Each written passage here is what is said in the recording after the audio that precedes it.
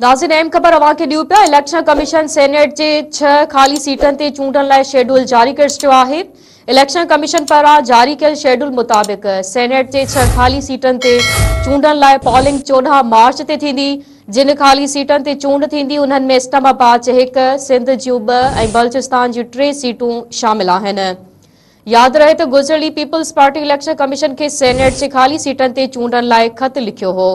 नाज़रीन हिकु भेरो ॿीहर अवां खे अहम ख़बर ॾियूं पिया। इलेक्शन कमीशन सेनेट जे 6 ख़ाली सीटनि ते चूंडण लाइ शेड्यूल जारी करे छॾियो आहे। इलेक्शन कमीशन पारां जारी कयल शेड्यूल मुताबिक़ सेनेट जे 6 ख़ाली सीटनि ते चूंडण लाइ पॉलिंग 14 मार्च ते थींदी। जिन ख़ाली सीटनि ते चूंड थींदी उन्हनि में इस्लामाबाद जे 1, सिंध जूं 2 ऐं बलूचिस्तान जूं 3 सीटूं शामिल आहिनि। यादि रहे त गुज़िरियल पीपल्स पार्टी इलेक्शन कमीशन खे सेनेट जे ख़ाली सीटनि ते चूंडण लाइ ख़त लिखियो हो।